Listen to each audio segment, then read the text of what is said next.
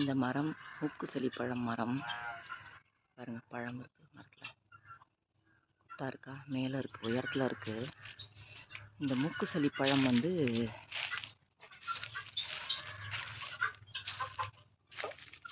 ரொம்ப நல்லது சாப்பிட்றது. இதில் கொஞ்சம் குழகுழப்பு தன்மை இருக்கும் இந்த பழத்தில். இந்த ஒரு பாருங்கள் பக்கத்தில், இதுதான் மூக்குசளி பழம். இதில் நிறைய விட்டமின் சத்து, மினரல் சத்து இருக்குதுன்னு சொல்கிறாங்க.